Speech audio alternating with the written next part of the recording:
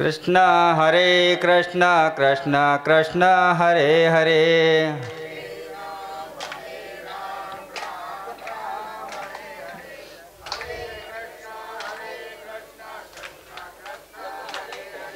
हरे राम राम राम हरे हरे। हरे कृष्ण कृष्ण कृष्ण हरे हरे।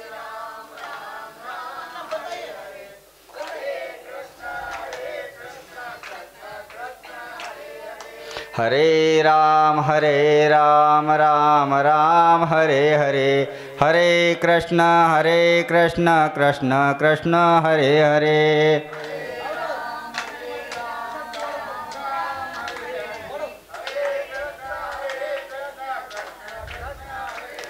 गोपाल कृष्ण भगवान की जय। ज्ञानमूर्तिं द्वन्द्वातीतं गगनसदृशं तत्त्वमस्यादिलक्ष्यम् एकनित्यं विमलमचलं सर्वाभिसाक्षीभूतं भावातीतं त्रिगुणरहितं सद्गुरु तं नमामि। गुरुर्ब्रह्मा गुरुर्विष्णु गुरुर्देवो महेश्वरा गुरुर्साक्षात् परब्रह्म तस्मै श्री गुरुवे नमः।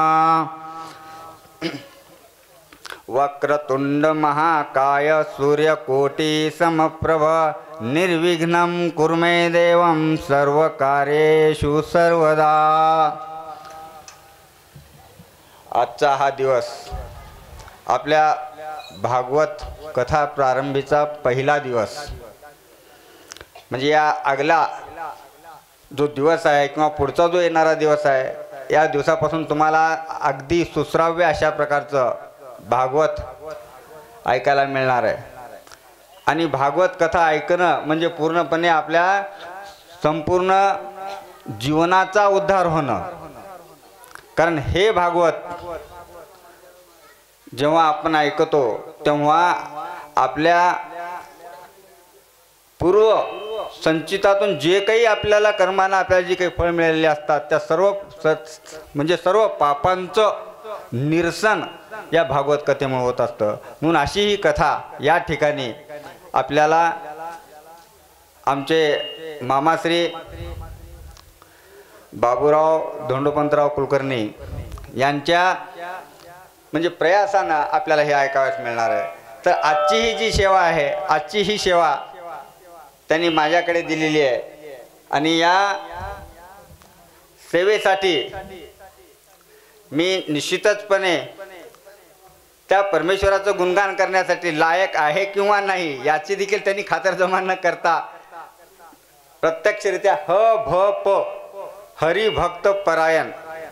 कारण ह भ प म्हणल्यानंतर आपल्याला सतत नामस्मरणामध्ये लीन व्हावं लागतं। परमेश्वराच्या नामस्मरणामध्ये लीन झालं तर सतत नाम म्हणजे नामस्मरणाशिवाय दुसरा कोणताही शब्द आपल्या मुखातून जर निघत नसेल तर त्यावेळेसच ह ब प ही पदवी लागते। म्हणून मी या पदाच्या अजून तरी म्हणजे माझ्यातील जे काही म्हणजे षडरूप आहेत हे अजूनही गेलेले नाहीत, आहे की नाही। असा कोणताही मनुष्य नाही की जवळपास संताशिवाय हे षडरूप त्यांनी मारलेले असते किंवा जिंकलेले असते। म्हणून या कथेसाठी किंवा या प्रवचनासाठी मला त्यांनी संधी दिली त्याबद्दल त्यांचे आणि सर्वांचे मी आभार मानतो। आणि याशिवाय आज जो त्यांच्या घराचा वास्तुशांत किंवा वास्तुशांती झालेली आहे, ही वास्तुशांती काय करावी तर आतापर्यंत आपण जे पाहतो म्हणजे करण्यामागचा उद्देश सर्वांना महाराजांनी सांगितलेला असेलच, पण तरी देखील या वास्तुशांतीमुळे ज्या ज्या काही जीवाचं या ठिकाणी आपल्या हातून म्हणजे पूर्णपणे नाश पावलेले असतात, त्या नाश पावलेल्या जीवांचं म्हणजे पूर्णपणे म्हणजे त्यांना समाधान लाभावं, त्यांचं सांत्वन व्हावं यासाठी अगोदर ही वास्तुशांती केली जाते। तर या निमित्तानं हे आजचं हे जे प्रवचन आहे, हे प्रवचनाची सेवा त्यांनी माझ्याकडे दिलेली आहे। तर मी या सेवेला लाभ देण्याचा जास्तीत जास्त प्रयत्न करेन। तर सर्वप्रथम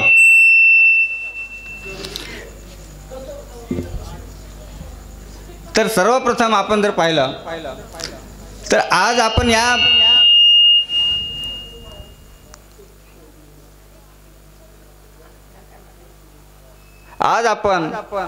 हा एवढंच असतो. आज आपण या ठिकाणी कमी तर होते आवाज. तर आज आपण या ठिकाणी या अत्यंत महत्त्वाचा असा विषय या ठिकाणी घेण्याचा मी प्रयत्न केलेला आहे. आणि सर्वप्रथम आपण सर्वांचं देणं लागतो. बघा, मातृ ऋण आहे, पितृ ऋण आहे आणि आचार्य ऋण आहे. या सर्वांचं देण्या प्रत्यर्थ आपल्याला सर्व गोष्टी आपल्याला पूर्णपणे कराव्या लागतात, तरच आपल्याला आपल्या पापाचं परिमार्जन होत असतं. आणि आपण सतत त्यांचं नामस्मरण केलं म्हणजे त्यांचे आठवण जर केला तर निश्चितपणे अर्ध पाप आपलं धुवून जात असतं. म्हणून या वास्तुशांतीच्या निमित्तानं आपणास हा कार्यक्रम या ठिकाणी म्हणजे हा सोहळा या ठिकाणी पाहावयास मिळत आहे. म्हणून आज या पामरासाठी त्यांनी मला सेवा करण्याची संधी दिली, त्यासाठी आज या सेवेला मी प्रारंभ करत आहे. तर या प्रारंभ करण्या अगोदर मी तुम्हाला सांगतो की ही जी गीता आहे, ही गीता आज जवळपास 5126 वर्षापूर्वी कृष्णानं अर्जुनाला सांगितली. किती वर्ष झाली?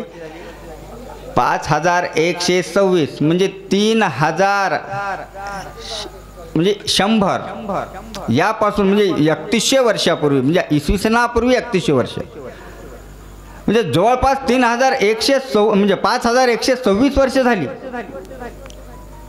आणि आजही त्या गीतेच्या प्रत्येक ओवीवर आपलं विवेचन चालू असतं. या गीतेवर अनेकांनी भाष्य केलेलं आहे आणि हे भाष्य करत असताना ही गीता सर्वसामान्य लोकांना कळत नाही किंवा सर्वसामान्य लोकांना अवगत होत नाही किंवा गीतेचं ज्ञान सर्वसामान्याला म्हणजे पूर्णपणे मिळत नाही. यासाठी ज्ञानेश्वर महाराजांनी काय केलं आहे की या गीतेवर टीका जी केलेली आहे ती गीतेवरील टीका म्हणजे ज्ञानेश्वरी. आणि ही ज्ञानेश्वरी सर्वांसाठी आहे. यारे यारे लहान थोर सर्वांसाठी आहे. मग तो कोणते आहे त्यांनी सांगितलेलं आहे की जोपर्यंत ही म्हणजे ही ज्ञानेश्वरी किंवा ज्ञानेश्वरी त्यांनी म्हटलेच नाही. ज्ञानेश्वरी हे नाव त्या ग्रंथाला जर दिलेलं असेल तर ती कोण म्हणजे फक्त मुक्ताबाई. तर त्या अगोदर हे जे नाव दिलेलं आहे त्यांनी सांगितलेलं आहे की मी हे धर्मकीर्तन केलेलं आहे. ज्ञानेश्वरी जे सांगितलेलं आहे ते ज्ञानेश्वरी म्हणजे काय? धर्मकीर्तन आहे. धर्मासाठी मी पूर्णपणे हे सर्वसामान्य लोकांपर्यंत हे ज्ञान पोहोचावं यासाठी मी हा प्रयत्न केलेला आहे. तर यासाठी सर्व जाती धर्मातील लोकांसाठी ही ज्ञानेश्वरी म्हणजे पूर्णपणे मोकळी आहे. सर्व जाती धर्मातील लोकांनी यावं आणि या ज्ञानेश्वरीचं वाचन करावं, ज्ञानेश्वरीचं ज्ञान घ्यावं. म्हणजे हे जे ज्ञान आहे हे ज्ञानाचं द्वार सर्वांसाठी खुलं केलेलं आहे. कोणत्याही जातीपंथाचा विचार न करता ज्ञानेश्वरांनी हे ज्ञान आपल्या सर्वांसाठी दिलेलं आहे. तर त्या ज्ञानेश्वरीचा म्हणजे या गीतेतील 12वा जो अध्याय आहे या 12व्या अध्यायातील ही जी ओवी आहे ती ओवी अगोदर मी तुम्हाला सांगतो. अनपेक्षा शुचिर दक्षो उदासीनो गतव्यथा सर्वारंभ परित्यागी यो मदभक्ता समयप्रिया. आणखी एकदा पहा. अनपेक्षा शुचिर दक्ष उदासीनो गतव्यथा सर्वारंभ परित्यागी यो मदभक्ता समयप्रिया. गीतेचा 12वा अध्याय आणि त्यामधली ही ओवी आहे. 16व्या नंबरची ही ओवी. आता अनपेक्षा अगोदर मी तुम्हाला या ओवीचा म्हणजे फक्त मतितार्थ सांगेन, नंतर भावार्थ आणि त्याची सटीक उदाहरणासहित मी ते पटवून देईन. अनपेक्षा अनपेक्षा म्हणजे काय? कसल्याच प्रकारची अपेक्षा या जीवनामध्ये करायची नाही. म्हणून गीतेचा उपदेश काय? कर्मण्येवाधिकारस्ते मा फलेषु कदाचना. फक्त कर्म करत राहा, कसल्याच प्रकारची फलाची अपेक्षा करू नकोस. म्हणजे फलाची अपेक्षा न करता कर्म करणे, परिणाम काहीही असोत. म्हणून अनपेक्षा, अनअपेक्षा, अन म्हणजे नाही, अपेक्षा म्हणजे इच्छा, आकांक्षा, या कसलीच आपल्यामध्ये ठेवायची नाही. देवाची भक्ती करत असताना कसल्याच प्रकारची इच्छा आकांक्षा ठेवायची नाही. अनपेक्षा. शुचिर दक्ष. आता शुचिर म्हणजे काय? शुचिरता म्हणजे काय? शुचिता म्हणजे स्वच्छता. आता शुचिर दक्ष, शुचिता म्हणजे काय? स्वच्छता. कोणती स्वच्छता हो? अंतर्बाह्य स्वच्छता. आता बाह्य स्वच्छता जे होते किंवा शरीरशुद्धी जे होते बाह्य, ही बाह्य शरीरशुद्धी ही कशानं होते? त्यासाठी अनेक प्रकारचे साबणं आहेत, अनेक प्रकारचे सोप आहेत किंवा अनेक प्रकारचे केमिकल्स आहेत की ज्या योगे आपल्या शरीराची बाहेरून शुद्धी होते. मग जेव्हा आपल्याला अंतर्शुद्धी करायची असते, ही अंतर्शुद्धी कशानं होत असेल? आपण जर बोलत गेला तर निश्चितपणे मला देखील थोडासा वाव मिळेल की ही जी शुचिता आहे, ही शुचिता फक्त नामस्मरणाने होते. ही शुचिता, ही अंतर्शुद्धी जी आहे, म्हणजे अंतरीचे जे काही विकार आहेत. आता अंतर्शुद्धी म्हणजे काय? अंतरीचे विकार. आपण कोण आहोत?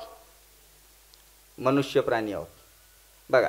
आणि देव अवतार घेतो आपण जे म्हणतो ते कुणासाठी घेतो? कुणासाठी घेतो? आता आपला मी जर प्रश्न विचारलं तर आपल्याला थोडंसं हे वाटेल की माझ्यासहित तो प्रश्न आहे का नाही? यदा यदा ही धर्मस्य ग्लानिर्भवति भारत अभ्युत्थानम्य अधर्मस्य तदात्मानी सृजाम्यहम. म्हणजे यदा यदा ही धर्मस्य, मग कुणासाठी आहे? या धर्मावर ज्या ज्या वेळेस संकट येतील त्यावेळेस, मग ती संकट कुणाकडून येणार? आपल्याच व्यक्तीकडून येणार आहेत. म्हणजे दोघांकडून संकट येणार आहे की नाही? म्हणजे दोघांचं रक्षण, एक तर देव असले पाहिजेत, एक तर असुर असले पाहिजेत. आपण कोण आहोत? मानव आहोत. मग आता देव जेव्हा जन्म घेतो म्हणतो आपण, किंवा देव कधीही जन्म घेत नाही. देव हे अवतारीत असतात, अवतार घेत असतात. मग ते केव्हा अवतार घेतात? सदरक्षणाय खल निग्रहणाय. सदरक्षणाय खल निग्रहणाय. आजचं आपल्या जर पाहिलं तर आपल्या प्रत्येक पोलीस स्टेशनमध्ये हे पोलीस स्टेशनमधील ब्रीदवाक्य आहे का नाही? सदरक्षण आहे आणि खल निग्रह. म्हणजे सदरक्षण आहे म्हणजे जो चांगल्याचं रक्षण करणे आणि जे दुष्ट आहेत ते दुष्टांचं निर्दाळन करणे. मग आता आपण या ठिकाणी जे आहोत, आपण सर्वांनी म्हणायचं मी सज्जन आहे का? आपण आपल्याला प्रश्न करायचा, मी सज्जन आहे का? हाही प्रश्न करा. आणि जो दुसरा प्रश्न आहे, मी दुर्जन आहे का? दोन्ही प्रश्न आपण विचारायचे. दोन्ही प्रश्न आपण स्वतःला विचारायचे, मी सज्जन आहे का? आपला एकाचाही हात वर येणार नाही माझ्यासहित, आहे का नाही? कारण आपले मन कशाने भरलेले आहेत? विकारांना भरलेले आहेत. त्यामुळे मी सज्जन आहे का? हात वर येणारच नाही. मी दुर्जन आहे का? हाही विचार करा. मी दुर्जन आहे का? दुर्जनही नाही. मग देव कुणाच्या रक्षणासाठी येतो किंवा कुणाचा उद्धार करण्यासाठी येतो? एक तर सज्जनाचं, नसता दुर्जनाचं, आहे का नाही? एक तर सज्जनाचं रक्षण करायला पाहिजे आणि दुर्जनाचं निर्धारण करायला पाहिजे. मग आपण कोण आहोत? आपण यामध्ये या दोन्हीमध्ये अडकलेले जीव आहोत. ना सज्जनही नाही, ना दुर्जनही नाही. म्हणजे आपल्यामध्ये जेवढे काही विकार आहेत, देवाचेही गुण. मग आता आपण पाहूत की भगवंत म्हणतो आपण, भगवंताचं नामस्मरण करायला पाहिजे. भगवान अवतरित होत असतात, आहे का नाही? मग भगवंत कुणाला म्हणायचं? यश श्री औदार्य. बघा, भगवंत कुणाला म्हणायचं? यश श्री औदार्य, ज्ञान वैराग्य ऐश्वर्य. यश श्री औदार्य, ज्ञान वैराग्य ऐश्वर्य, हे सहाही गुण वसे जेथ. किती गुण आहेत हे? 6. पहिला गुण आहे यश. आपल्यामध्ये आहे का तो? आपण पाहूयात, आपण थोडंसं मीमांसा करूयात. हा यश जे म्हणतो आपल्याला प्रत्येक गोष्टीमध्ये, असा एकही व्यक्ती या पृथ्वीतलावर दाखवा की त्यांनी सांगावं की मला प्रत्येक बाबतीमध्ये मला यश मिळालेलं आहे, माझी कोणतीच गोष्ट आतापर्यंत फेल गेलेली नाही, माझा कोणताच विचार माझा फेल गेलेला नाही, असा एकही व्यक्ती शोधून सापडणार नाही. म्हणून ज्याच्याकडे पहिला गुण आहे, ज्या भगवंताकडे जो पहिला गुण आहे, ज्या सद्पुरुषाकडे जो पहिला गुण आहे, तो पहिला गुण म्हणजे यश आहे. दुसरा आहे श्री. दुसरा गुण कोणता आहे भगवंताचा? श्री. श्री म्हणजे काय? लक्ष्मी आहे आपल्यापाशी, सगळी मारामारच आहे, तिच्यासाठी आपण अतोनात प्रयत्न करतो, पण ही लक्ष्मी आहे का आपल्यापाशी? नाही. पण ही लक्ष्मी कोणापाशी आहे? भगवंतापाशी आहे. यश, श्री, औदार्य, उदारता. उदारता हा गुण भगवंताकडे आहे की नाही? सुरुवातीला एक सहज सांगतो की ज्यावेळेस भगवंत श्रीकृष्ण जेव्हा लहान होते त्यावेळेस पुतना मारण्यासाठी आले, त्या पुतनेचा उद्धार केला भगवंतानं. पुतनेचा म्हणजे ज्यानं मारायला त्याला आलंय त्याचा देखील उद्धार भगवंताने केला. म्हणून औदार्य, तिचा देखील औदार्यपणा दाखवला, तिचा देखील उदारता दाखवली. शिशुपालाला काय केलं? शिशुपालाला तसंच आहे, कारण या लोकांना मोक्षापदी नेण्याचं काम भगवंता, म्हणजे हे गुण भगवंताकडे आहेत. हा गुण आहे आपल्याकडं, औदार्य आहे. कवा एकदा गटल, कवा एकदा सांगूत, मग सांगूत आपण, आहे की नाही? तुझी माझी गाठ पडू दे म्हणजे बघूत. आपल्या म्हणजे मुखामध्ये हेच निघत असतं, आहे का नाही? कधी ना कभी आएगा ऊन पहाड के नीचे आपण म्हणतोच, आहे का नाही? पण उदारता हा गुण आहे का आपल्याकडे? ही उदारता फक्त भगवंताकडे. म्हणून यश, श्री, औदार्य, चौथा जो गुण आहे, हा चौथा गुण आहे ज्ञान. आपण ज्ञानी आहोत? नाही. बघा तुम्ही, आपण विचारू बघा, आपण प्रत्येक प्रश्न आपल्याला विचारायचा. आपल्याकडे ज्ञान आहे भरपूर. ज्ञान किती आहे? ज्ञान अफाट आहे. त्या ज्ञानाचा आपल्याला जर थोडंसं जरी त्याच्यातला एक सहस्त्रांश जरी भाग आपल्याला आत्मसात झाला तरी आपण आपल्यासारखा ज्ञानी कोणी नाही असं आपण समजतो, है का नाही? मला प्रवचन करता आलं, मला ही ओवी सोडवता आली, किंवा ही ज्ञान मला प्राप्त झालं, ही अहंता आपल्यामध्ये आहे. पण हे ज्ञान आहे का? नाही, हे परिपूर्ण ज्ञान नाही. म्हणून हे परिपूर्ण ज्ञान जर कोणाकडे असेल तर ते ज्ञान फक्त भगवंताकडे आहे. हा चौथा गुण झाला. पाचवा गुण कोणता आहे? वैराग्य. वैराग्य आहे का आपल्याकडे? वैराग्य येते का? बघा तुम्ही, वैराग्य कधीच येणार नाही, है का नाही? जे काही आहे ते माझंच आहे, है का नाही? ज्याचा आपल्याला उपभोग घ्यायचा आहे, ती वस्तू, त्या वस्तूचा उपभोग माझ्याशिवाय दुसरा कोणी घेऊ नये. त्या वस्तूपासून आपण दूर जायला पाहिजे. आता वैराग्य, खरा वैराग्य कोण आहे? एक साधं उदाहरण देतो तुम्हाला मी. शिवाजी महाराजाकडे 360 किल्ले, एवढं महान ऐश्वर्य, है का?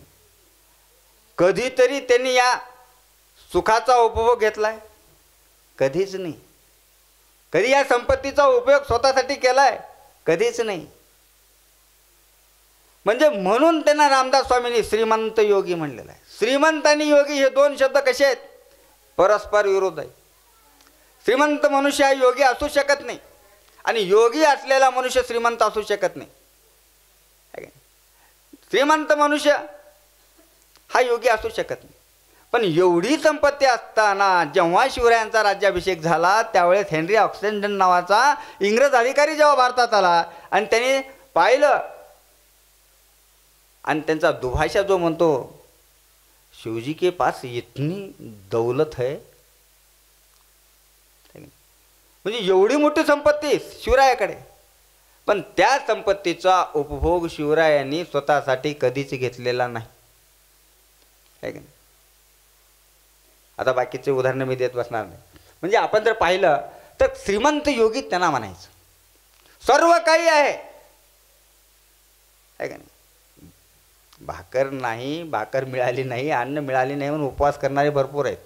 आणि मी आज उपवास केला आहे, पण काय घरात भाकरच नाही आपल्या, पण मी उपवास केला म्हणतो. खरं आहे का ते? नाही, घरात सर्व असून उपवास करणे ही गोष्ट निराळी.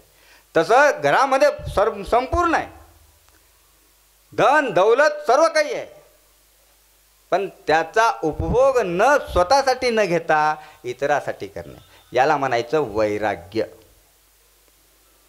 आणि खरा वैरागी तो आपल्या महाराष्ट्रामध्ये एकच होऊन गेला, ते म्हणजे शिवाजी महाराज. म्हणून वैराग्य. आणि शेवटी आहे ऐश्वर्य. आता ऐश्वर्य जर म्हटलं तर या सगळ्याच गोष्टी त्यामध्ये आल्या, आहे का नाही? आज आपण एक सांगायचं म्हणजे की आज आपल्या ज्या मिस वर्ल्ड, मिस इंडिया ह्या ज्या निवडल्या जातात ते रूपावर निवडल्या जातात का? कधीच नाही. त्यांचं सर्व बाजूचं टॅलेंट बघितलं जातं, तरच त्यांची निवड होत असते. तसं हे सर्व जे गुण आहेत, हे सर्व गुण यश, श्री, औदार्य, ज्ञान, वैराग्य, याचा सगळ्यात महत्त्वाचा शेवटचा जो गुण आहे तो म्हणजे ऐश्वर्य. आणि ही ऐश्वर्य संपन्नता भगवंताने कुणाला दिली असेल, आहे का नाही? कारण एवढं ऐश्वर्य संपन्न कोणीच नव्हतं. भगवंताकडे हे जे 6 गुण आहेत. मग आता ज्या व्यक्तीकडे आपण म्हणतो की भगवंत आहे कुठं, ते मी नंतर सांगेन अजून, पण भगवंताकडे हे 6 गुण आहेत. मग ह्या 6 गुणाचा परिपोष ज्या सत्पुरुषामध्ये आहे त्याला आपण भगवंत म्हणतो. असा पाहायला गेलं तर तुम्हाला कधीही कुठेही मिळत नाही, आहे का नाही? आलं का लक्षात? मंथुनी नवनीता तैसे घे आनंद, आहे का नाही? उगाच सहजासहजी मिळेल का? कधीच नाही. म्हणून हे 6 गुण ज्यांच्या अंगी वसतात, 6 गुण ज्यांच्या अंगी असतात, या 6 गुणांनी परिपूर्ण असलेला असा हा परमेश्वर, आहे का नाही? आणि हा परमेश्वर, हा भगवान परमात्मा म्हणून ऐश्वर्य संपन्न आहे. मग आता हा ऐश्वर्य संपन्नता एवढे गुण असताना देखील, एवढे गुण असल्यानंतर आपण नीट राहूत? बघा, आपल्याकडे जर हे सगळं जर आलं मग आपण व्यवस्थित राहूत? नाही, आहे का नाही? आपल्याकडे थोडा एखादी गुण जर थोडासा जास्त झाला तर आपण लगेच त्या गुणाची आपण काय करत असतो, चर्चा करत असतो. असो तरी देखील हा भगवंत कसा आहे हो? तुझ ऐसा कोण उदाराच्या राशी, आपुलईची पद देसी दासा. तुझ ऐसा कोण उदाराच्या राशी. एवढी उदारता जेवढी भगवंताकडे आहे तेवढी उदारता कुणाकडेच नाही. मग आता ह्या 6 गुणाचा परिपोष ज्या व्यक्तीमध्ये असतो, ज्या सत्पुरुषामध्ये असतो, त्यांना आपण भगवंत म्हणतो. मग आता हे 6ही गुण भगवंताने आपल्याजवळ ठेवले का? म्हणून म्हणलेलं आहे, कोण तुझ ऐसा उदाराच्या राशी. आणि हे 6ही गुण त्यांनी आपल्या प्रत्येक भक्ताला दिलेले आहेत. प्रत्येकाला एक एक गुण दिलेला आहे. प्रत्येकाला एक एक गुण दिलेला आहे. आता पहिला गुण, यशे थोरविला मारुती. बघा, यशे थोरविला मारुती किंवा यशे गौरविला मारुती. पहिलं जे आपला गुण आहे त्याने सर्वात महत्त्वाचा जो भक्त आहे भगवंताचा, तो भगवंताचा सर्वात महत्त्वाचा गुण म्हणजे यश, हे फक्त मारुतीला दिलेलं आहे. म्हणजे आपला पहिला भक्त जो मारुती आहे त्या मारुतीला हा गुण दिलेला आहे. म्हणून यशे थोरविला कशासाठी दिला? जेव्हा रामाची सीता रावणाने पळवून नेली तेव्हा तिच्या शोधार्थ कुणाला पाठवलं? मारुतीला पाठवलं. सीता शोधासाठी हनुमंत गेला आहे की नाही. मग ते जात असताना त्यांना आशीर्वाद दिला की तू फक्त तुला काय मिळावं? यश मिळावं. आणि हनुमंतानं ते यश मिळवलं. लंकेमध्ये जाऊन सीतेचा शोध लावला. सीता त्यांनी पाहिली. रामाची अंगुठी सीतेला दिली. म्हणजे हे जे यश मिळालं, म्हणजे यश घेऊन जो ज्यावेळेस तो परत आला त्यावेळेस मारुतीला गौरविण्यात आलं आणि त्याला आशीर्वाद देण्यात आला, तू सदैव यशस्वी हो.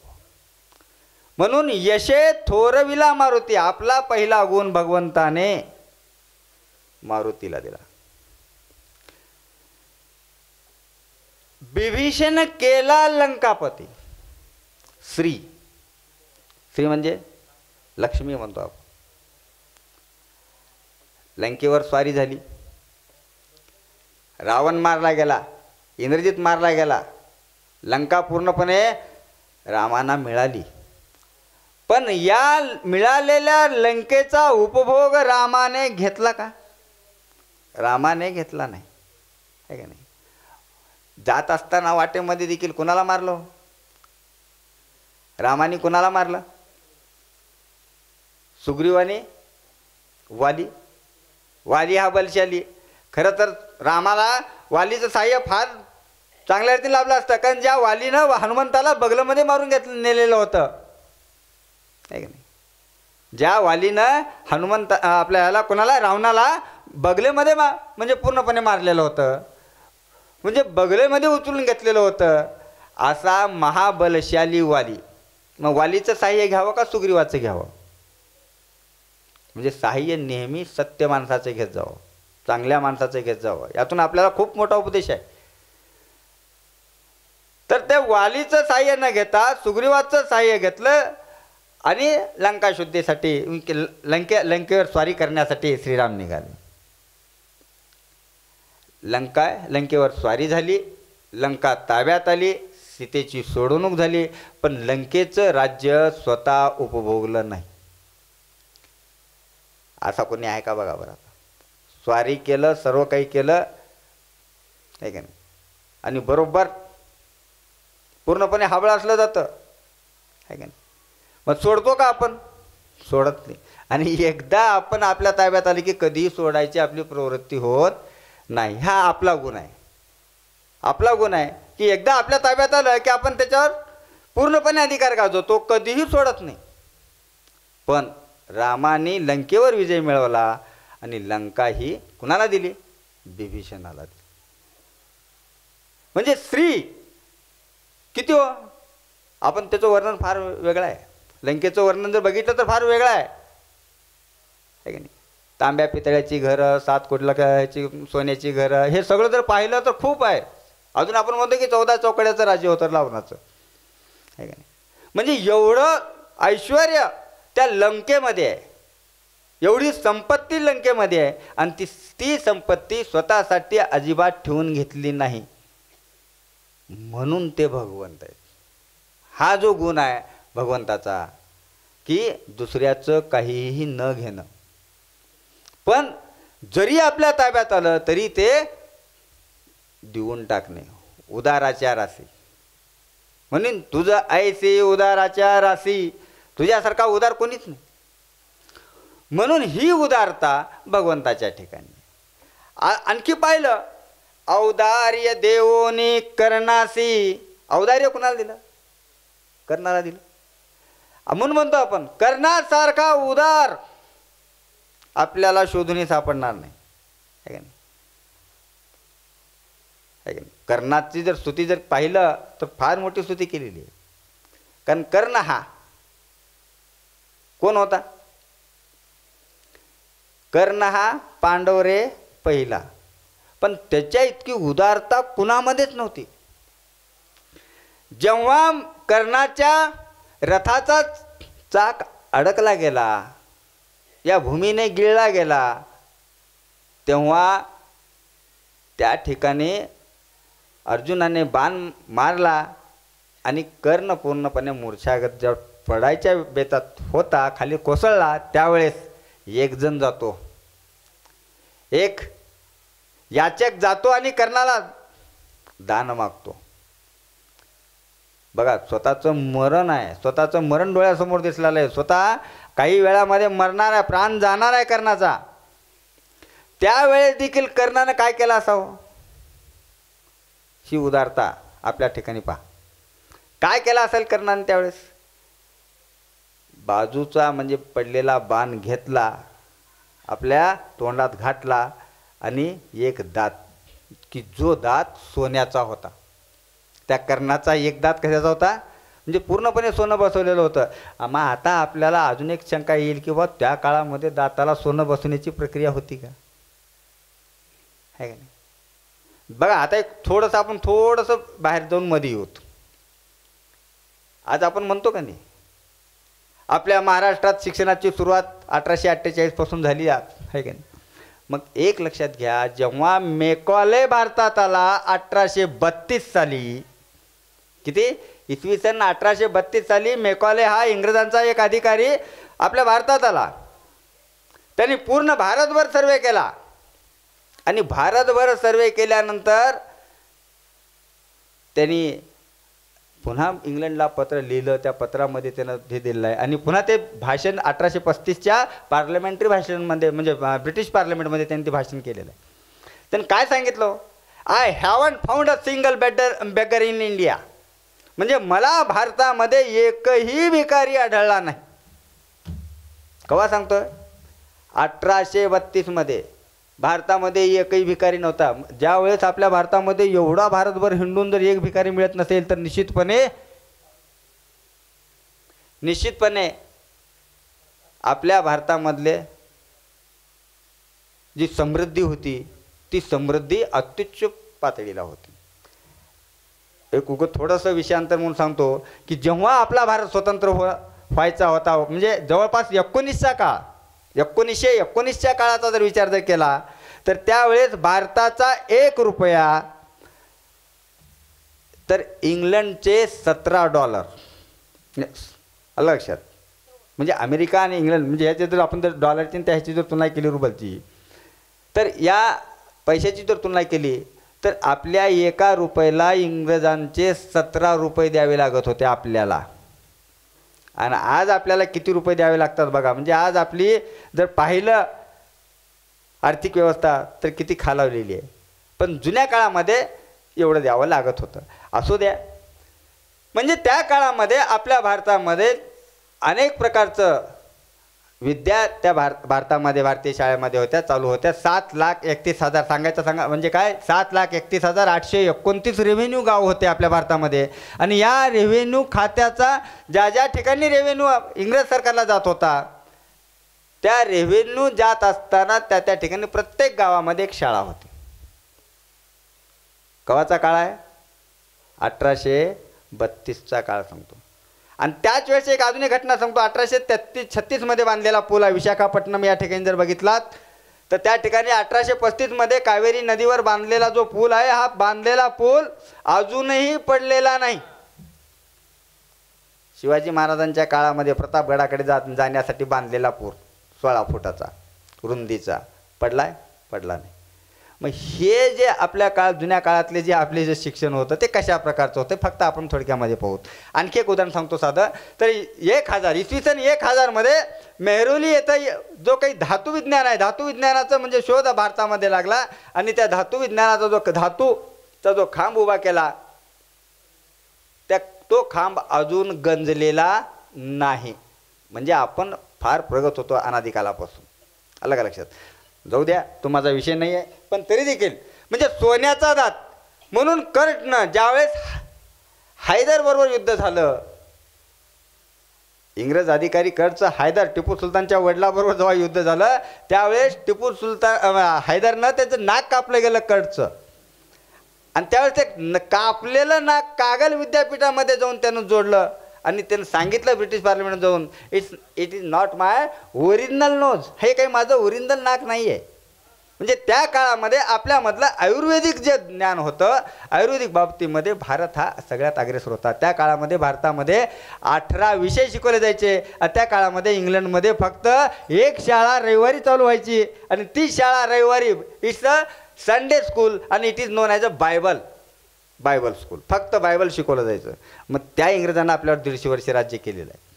कशामुळं? की भारतामध्ये सगळ्यात सुखसोयी नव्हत्या. असू द्या, पण त्या काळामध्ये देखील मला सांगायचं काय, कर्णानं काय केलं, आपला दात काढला आणि तो सोन्याचा दात त्या व्यक्तीला दान केला. म्हणजे मरण समोर असताना जो व्यक्ती आता मरणासन्न अवस्थेत आहे तरी देखील त्याची दान देण्याची प्रवृत्ती कमी होत नाही किंवा जात नाही. असं औदार्य भगवंतानं कुणाला दिलेलं आहे? कुणाला दिलं होतं? कर्णाला दिलेलं होतं. म्हणून औदार्य देवोनी कर्णापती कीर्ती दिगंती मिळवली. म्हणजे भगवंतानं पूर्णपणे या पूर्ण विश्वामध्ये कीर्ती मिळवण्याचं काम केलेलं आहे की हे औदार्य हा गुण दिलेला आहे. कुणाला?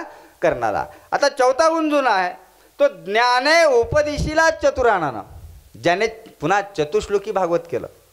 4 श्लोकामध्ये पूर्णपणे भागवताचा पाया रचणारा पहिला ब्रह्मदेव आणि त्या चतुराननाला, त्या ब्रह्मदेवाला जे ज्ञान दिलं ते ज्ञान आज तागायत दुसऱ्या कुणालाही दिलेलं नाही.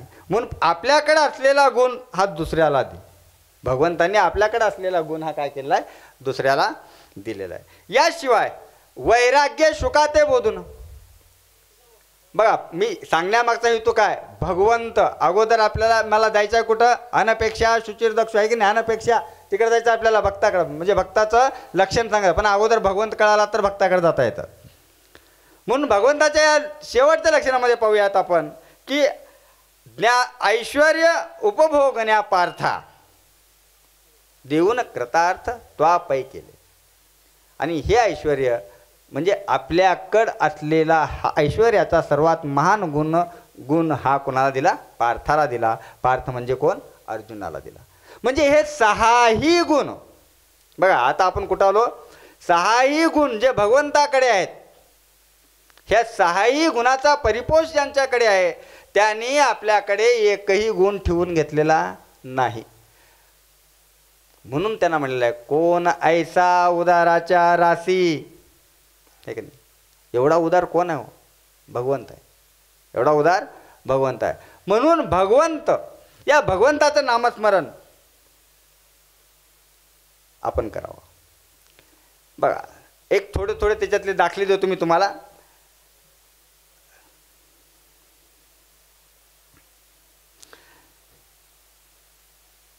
ऐसा उपकारिया तुझा उपकारू, तू अपात्रीही परी उदारू, दान मनोने दारवंटे करू, जहालासी बळीचा. बळीराजाला पाताळात घातला. मग आता बळी कोण होता? एक थोडंसं सांगण्यासारखं आहे. आपण म्हणतो बळी हा शेतकरी होता. बळी हा कोण होता? शेतकरी होता. बळी हा शेतकरी नव्हता. बळी हा भक्त प्रल्हादाचा नातू होता. म्हणजे हिरण्यकश्यपूचा तो काय? पंतू आहे की नाही? प्रपंतो म्हणतो आपण त्याला. म्हणजे भक्त प्रल्हाद कोणाच्या? फक्त या हिरण्यकश्यपूच्या या म्हणजे पूर्ण या वंशावळीमध्ये फक्त भक्त प्रल्हाद हा एकच भक्त जन्माला. बाकी सगळे काय होते? राक्षस होते. अशा त्या बळीचा काय केला? बळीचा वध केला. बळीला पाताळात घातलं आणि पुन्हा 6 महिन्यापर्यंत हा भगवंत आहे, कारण तो भक्त होता. लक्षात, तो भक्त होता. कारण मग ते कोणी असो, ज्यानं उपकार केलाय त्याच्यावर तर भगवंत उपकार करतो, ज्यांना अपकार करताय त्याच्यावरही भगवंत उपकार करत असतात. त्याचं जे उदाहरण आहे. म्हणून त्याचा दारवंटो म्हणजे पूर्णपणे द्वाररक्षक झाला. म्हणून पाडवा ते पाडवा भगवंत कुठं असतात? या बळीच्या दाररक्षणासाठी असतात. म्हणजे अशी ही परंपरा भगवंताची. म्हणजे जे अपकारू, मग आपण कधी असं आपल्यामध्ये मनात कधी येईल का हो? आपलं ज्यानं वाटोळ केलंय किंवा वाटोळ करण्यासाठी आलेलं आहे त्याला आपण कधीतरी म्हणजे काय करूत? आपण त्याला कधी उदारतेनं माफ करूत का? कधीही आपण माफ करू शकत नाही. म्हणून अशा या महान वान परमात्म्याला प्राप्त करून घेण्यासाठी आपल्याला भजन करणं फार आवश्यक आहे. आणि हे भजन करत असताना नामस्मरण करणं आवश्यक आहे. त्याचं सतत नाव घेणं आवश्यक आहे. आणि हे नाव घेत असताना म्हणजे सर्वात सोपं साधन जर कोणतं असेल भगवंताला आपलंसं करून घ्यायचं असेल तर नाम संकीर्तन साधन पै सोपे जळतील पापे जन्मांतरी. म्हणजे जन्मजन्मांतरीचे पाप जर आपल्याला जायचे असतील, जन्मजन्मांतरीचा आपल्याला उद्धार जर करून घ्यायचा असेल तर निश्चितपणे आपण काय केलं पाहिजे? नामस्मरण केलं पाहिजे. नामस्मरणाशिवाय दुसरा पर्याय नाही. आणि सर्वात या नवविधा भक्तीमध्ये जर पाहिलं तर नामभक्ती सर्वश्रेष्ठ भक्ती आहे. सर्वात लवकर. मग ती कशीही जपा, फक्त तुम्ही जपली पाहिजे एवढंच आपण म्हणतो. मग यासाठी ठाईचं बैसोनी करा एकचित्त, आवडी आनंद आळवावा. एका ठिकाणी बसून न लागे जावे वनांतरा, आहे का नाही? सुखे येतो घरा नारायण, आहे का नाही? म्हणजे ठाईच बसा, इथंच एकाच ठिकाणी बसा. तुम्हाला तीर्थाटनाला जायची गरज नाही. कारण तीर्थी काय आहे? तुकडोजी महाराजांनी सांगितलेलं आहे. काय सांगितलंय?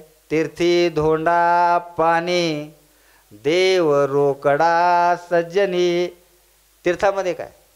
काहीच नाही. आपण जातो तीर्थाला. आतापर्यंत आपण तीर्थाला गेल्यानंतर त्या तीर्थाचं म्हणजे आपल्याला किती महात्म्य कळालं. आणि असा तीर्थामध्ये स्नान करून, आहे का नाही, कुणाला देव भेटलाय? कधीही भेटलेला नाही. म्हणजे म्हणून तुकडोजी महाराज म्हणतात देव रोकडा सज्जनी. प्रत्येकाच्या परमात्म्यामध्ये देवाचं व्यवस्थित स्थान आहे. प्रत्येकाने काय केलं पाहिजे? एकमेकाला सहाय्य केलं पाहिजे. एकमेकाला सहाय्य करून, आहे का नाही, त्या ठिकाणी आपल्याला एकमेकाची सेवा करायची आणि आपलं जीवन हे पूर्णपणे कंठायचं. म्हणून जे का रंजले गांजले त्यासी म्हणे जो आपुले, तोची साधू ओळखावा देव तेथेची जाणावा. देव म्हणजे जायचं आहे म्हणून जायचं. आपण जातो, आहे का नाही? कुठे गेलतो? काशीला गेलतो. काय केलो काशीला जाऊन? आहे का नाही? काशीला जाऊन काय केलो? काशी विश्वेश्वरासाठी गेलो होतो? नाही. कशासाठी जातो आपण? काशी प्रयाग हे कशासाठी आहेत? आहे का नाही? तर आपल्या सर्व पितरांना, आहे का नाही, मुक्ती देण्यासाठी. आणि त्याच्याबरोबर आपण आपलंही करून घेतो, आहे का नाही? आपल्याला जिवंतपणे मुक्ती, आहे का नाही? आपणच काय करतो आपण की मी काशीला जाऊन आलोय, मला ह्याच्यात चहा नको, त्याच्यात नको, आहे की नाही? कुठं काही लिहिले का? कुठंच नाही. जर समजा जर तुम्हाला त्याच्यात चहा नको असेल तर तुमच्या घरचा चहा आम्ही का प्यावा? आहे का? कारण तुम्ही स्वतःच करून आलेलात, त्यामुळे तुमच्या घरचं खावं तर का? म्हणून लक्षात घ्या, कुठेही जरी तीर्थाटनाला गेलात तरीही मनामध्ये नामस्मरण सर्वात महत्त्वाचं आहे. आणि नामस्मरण घेण्यासाठी कोणताही काळ वेळ काहीही लागत नाही. नामस्मरणासाठी आपण प्रत्येक वेळेस आपण जे नामस्मरण घेत असतो, स्वयंपाक करत असताना घेत चला. एक मला पाठ आठवतो, इयत्ता 10वीला पाठ होता. अहलुवालिया नावाचे जनरल होते.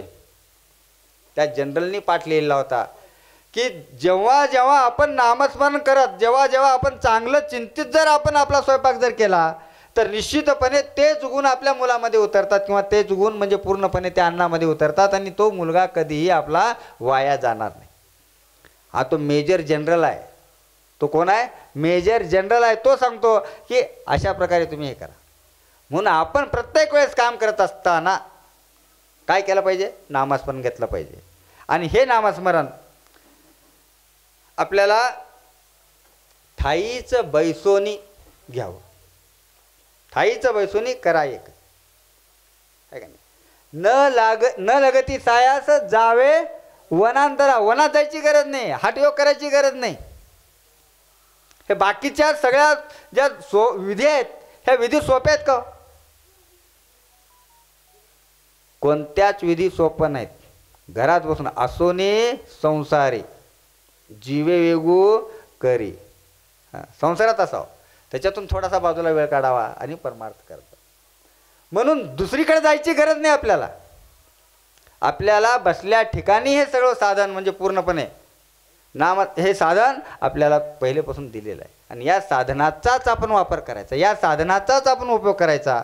म्हणून आपण केव्हाही या गोष्टी करत असताना देवाचं नामस्मरण करायचं.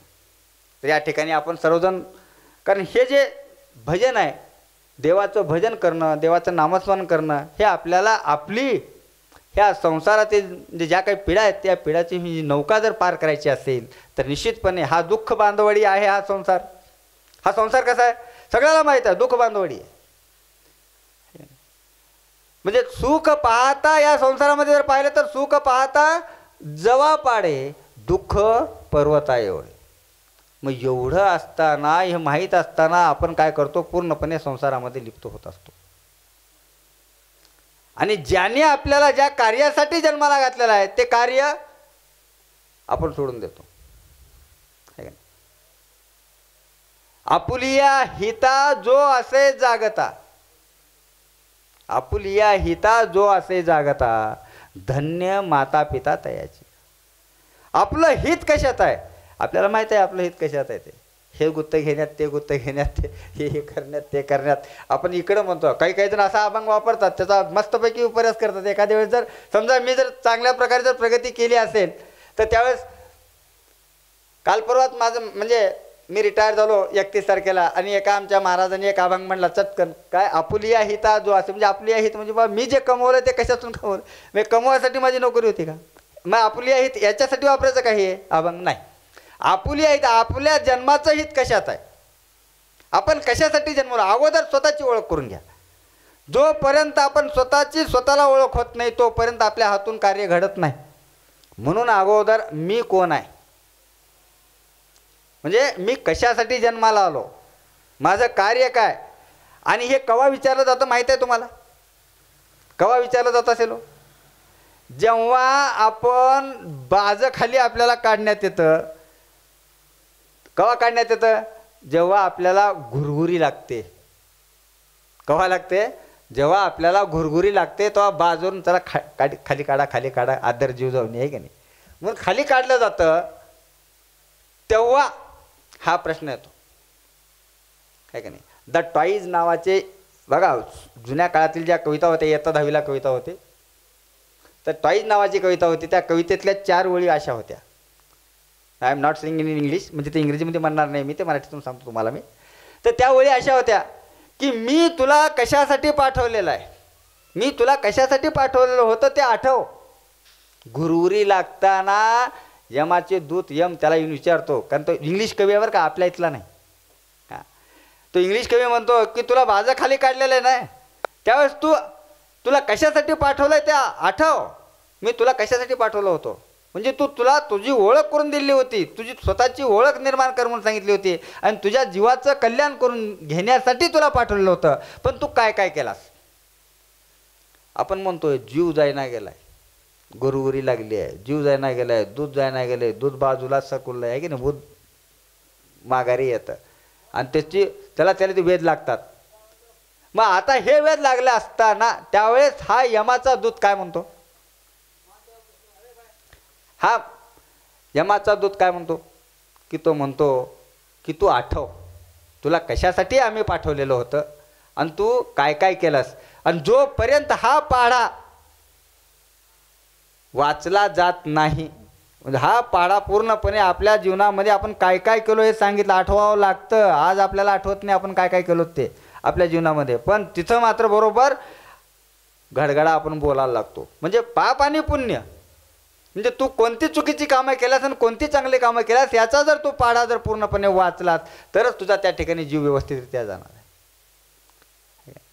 म्हणजे ते आठव, आणि जोपर्यंत तो आठवत राहतो तोपर्यंत घुरघुरी असते आणि त्या घुरघुरीमध्ये तो आठवत असतो आणि ते आठवणं संपलं की चटकन त्याचा प्राण जातो. मग आता जर आपण जर पाहिलं तर आपण कशासाठी आलोत, म्हणजे आपुलिया हिता जो असे जागता जे म्हणतो आपण ते कशासाठी आहे. की आपल्याला या जन्मामध्ये येऊन आपल्या या जन्माचं सार्थक करण्यासाठी निश्चितपणे आपल्याला देवाचं नामस्मरण करावं लागतं, देवाचा धावा करावा लागतो. म्हणून आपण या ठिकाणी थोडा देवाचा नामस्मरण करूयात. आणि देवाचं नामस्मरण केल्यानंतर आपण लगेच दुसरा भाग घेऊयात, लगेच पुढचा. हरी जय जय राम, हरी जय जय राम, हरी जय जय राम, कृष्ण हरी हरी हरी. म्हणा माझ्या पाठीमागे म्हणा, हरी जय जय राम, हरी जय जय राम, हरी जय जय राम, कृष्ण हरी हरी हरी हरी जय जय राम, कृष्ण हरी.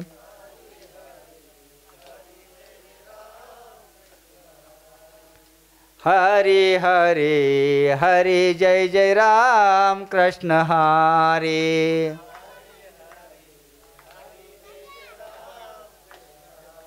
हरी जय जय राम, राम कृष्ण हरी.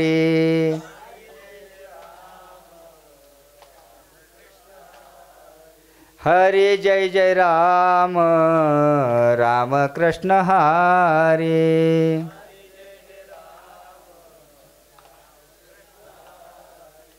हरी जय जय राम, राम कृष्ण हरी.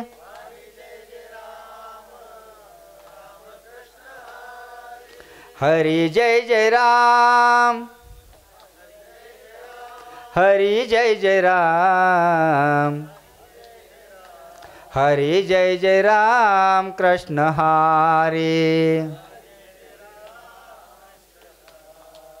हरी हरी कृष्ण हरी. आता हे आपण भजन जे करतो, एक मस्तपैकी चेतावनी भजन भारी मस्त दिलेलं आहे का नाही. त्या भजनाचा जर आपण जर पाहिला मतितार्थ कसा आहे. अरे ओ पापी मन, बघा भजन न करणाऱ्यासाठी.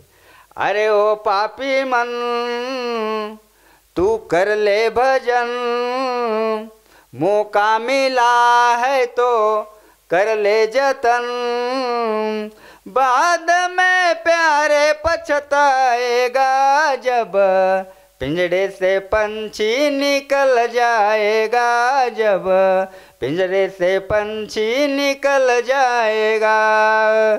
अरे ओ पापी मन, तू कर ले भजन, मौका मिला है तो कर ले जतन, बाद में प्यारे पछताएगा जब पिंजड़े से पंछी निकल जाएगा, जब पिंजड़े से पंछी निकल जाएगा.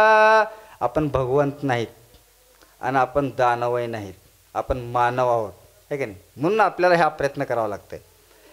क्यों करता है मेरा मेरा, ना कुछ तेरा प्यारे ना कुछ मेरा. क्यों करता है मेरा मेरा, ना कुछ तेरा प्यारे ना कुछ मेरा. जैसा तू आया है जग में वैसा ही तू जाएगा, जैसा तू आया है जग में वैसा ही तू जाएगा. मुट्ठी बांध के आने वाले हाथ पसारे जाएगा, बाद में प्यारे पछताएगा जब पिंजड़े से पंछी निकल जाएगा, जब पिंजड़े से पंछी निकल जाएगा. भाई बंधु कुटुंब कबीला, ये तो जग का छोटा घमेला. भाई बंधु कुटुंब कबीला, ये तो घर का छोटा घमेला. मरने के बाद तुझे आग में जलाएंगे, तेरा ही दिनों तक तेरा मातम वो मनाएंगे. किती दिवस? फक्त 13 दिवस. तेरा ही दिनों तक तेरा मातम वो मनाएंगे, बाद में प्यारे पछताएगा जब पिंजड़े से पंछी निकल जाएगा, जब पिंजड़े से पंछी निकल जाएगा. ओ पापी मन तू कर ले भजन, मौका मिला है तो कर ले जतन, बाद में प्यारे पछताएगा जब पिंजड़े से पंछी निकल जाएगा, जब पिंजड़े से पंछी निकल जाएगा. म्हणून माणसानं भजन करत जावं. कारण बाकी सगळं आपण करतो, बाकी सगळं करतो, कसल्याच प्रकारचा आपण मुलाहिजा न ठेवता आपण धन संपत्ती गोळा करत असतो. पण ही संपत्ती कुणासाठी? ही संपत्ती कुणासाठी? तुला संपत्ती गोळा करण्यासाठी पाठवलं होतं का? हां, पाठवलं. तू जेवढी संपत्ती जमा केलास तेवढी संपत्ती तुझ्या ह्याच्यासाठी ठीक आहे. पण त्याच्या मर्यादेपेक्षा जास्त ज्यावेळेस आपण संपत्ती गोळा करायला चालू करतो तर निश्चितपणे ती संपत्ती आहे का नाही, ही आपल्या कामाला येत नाही.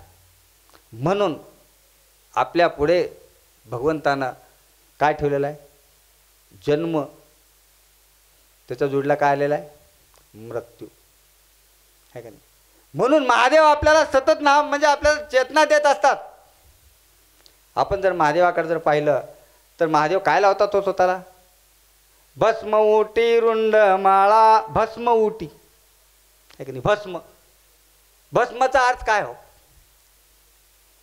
भ म्हणजे नाश पावणे, स्म म्हणजे स्मरण करणे. भगवान शंकर कुठे असतात? कुठे असतात? स्मशानामध्ये असतात.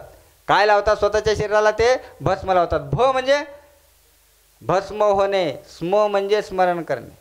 म्हणजे सर्व प्राणी, मानव प्राणी म्हणजे मरण कुणालाही चुकलेलं नाही. म्हणून सर्वांनी काय केलं पाहिजे? काय केलं पाहिजे?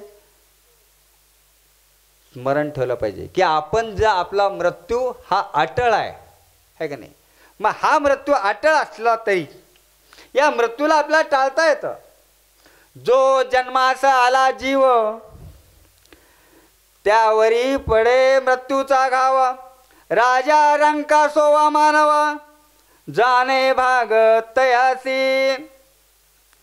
किंवा जो दडला सप्त पाताळात किंवा सैन्याच्या व्यूहात, त्याच्या खांद्यावरी पडे हात मृत्यू दूताचा. आता प्रमाण काय? आता याला प्रमाण काय? जो दडला असे पाताळात, सप्त पाताळात असेल, कुठेतरी दडला असेल. एकदा काय झालं सर, तुम्हाला आता प्रमाण देतो. कारण प्रमाण आपलं जे प्रवचन याचा अर्थच काय? प्र आणि वचन. प्र म्हणजे प्रमाण, वचन म्हणजे बोलणे. जे बोललो आपण त्याला प्रमाण दिलं पाहिजे तर त्याला प्रवचन म्हणता येतं, अन्यथा कथा म्हणता येते, फक्त भाकड कथा. प्रवचन म्हणजे प्रमाणासहित वचन. तर ते प्रमाण पहा.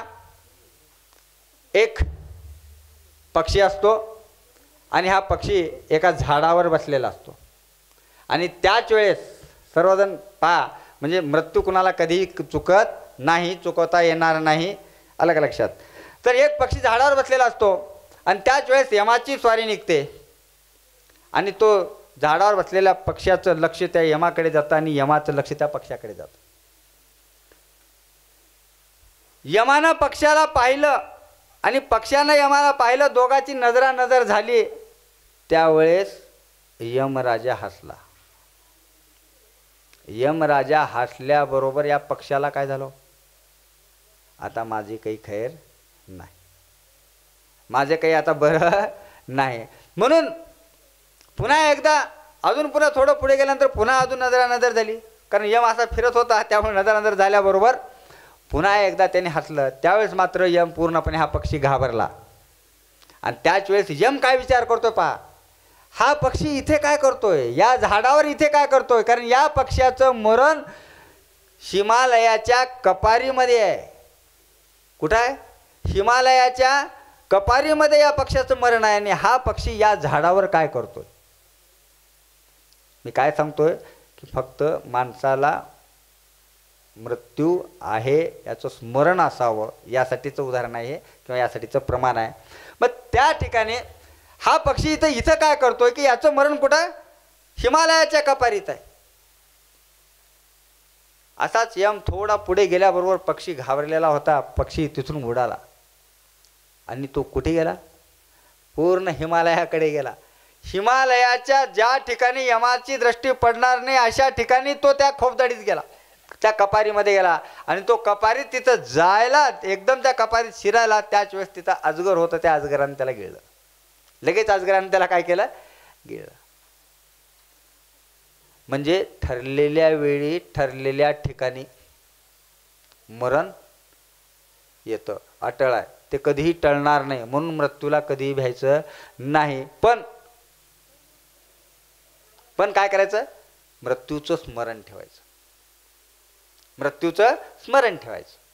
मग आता मृत्यूचं स्मरण ठेवल्यानंतर आता दुसरं उदाहरण सप्रमाण म्हणजे प्रमाणासहित दुसरं उदाहरण जर कोणतं असेल तर ते दुसरं उदाहरण मी सांगतो. किंवा विकल पडता माझे किशोर, जयद्रथे दिधला लत्ता प्रहार.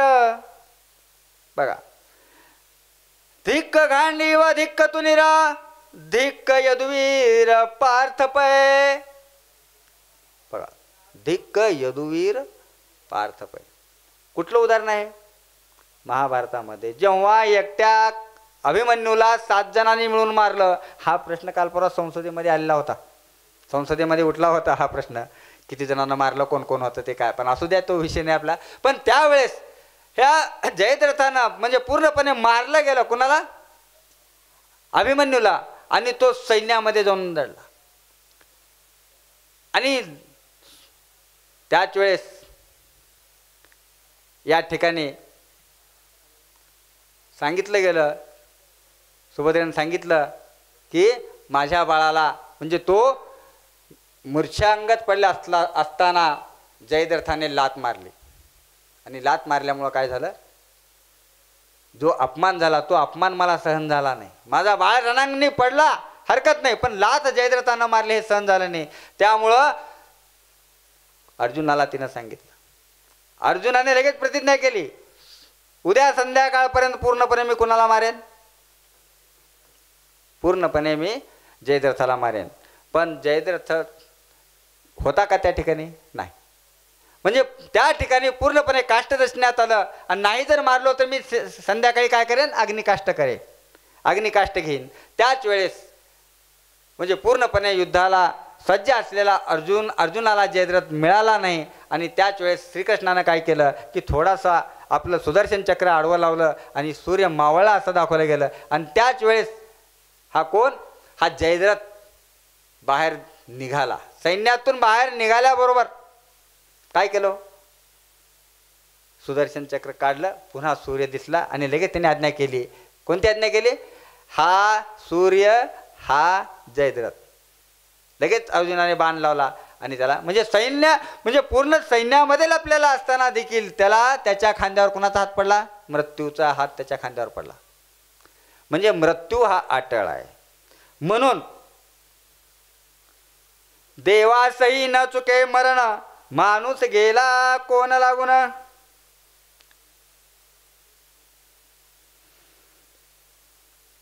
म्हणजे हे जे मरण आहे ते मरण देवालाही न चुकणार आहे. आलं का लक्षात? म्हणून मृत्यू केव्हा येईल, कसं येईल याचं भान सर्वांनी ठेवावं. आणि आत्ताची एक घटना गावात घडल्यामुळं की आपल्याला हा जो कार्यभाग म्हणजे पूर्ण करायचा होता तो पूर्ण आपण या ठिकाणी करू शकणार नाहीत. तर सर्वांची माफी मागून मी आपलं प्रवचन या ठिकाणी थांबवतो. आणि निश्चितपणे जर पुन्हा कधी संधी मिळाली,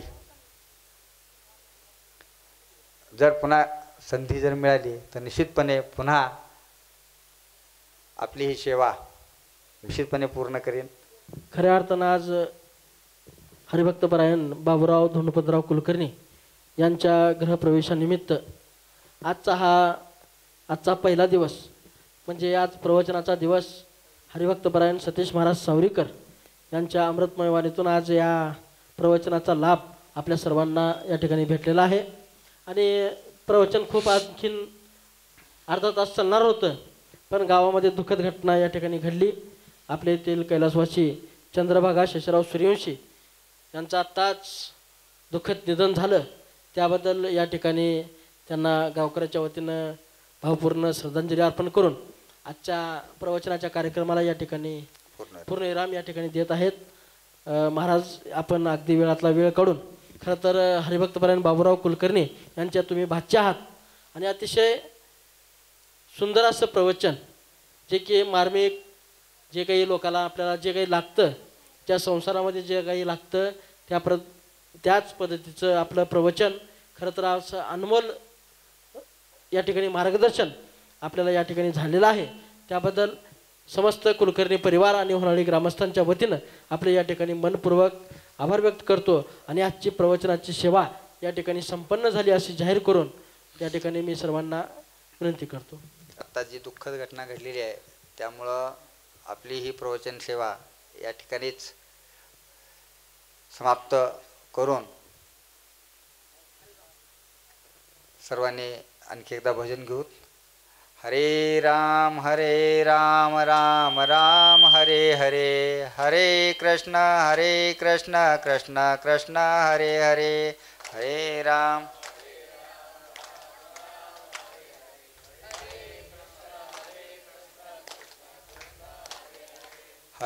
राम हरे राम राम राम हरे हरे, हरे कृष्ण कृष्ण कृष्ण हरे हरे.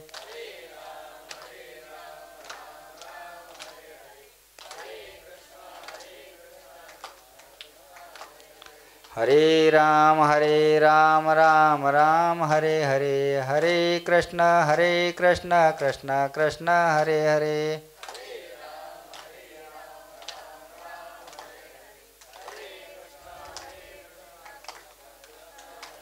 गोपाल कृष्ण भगवान की जय.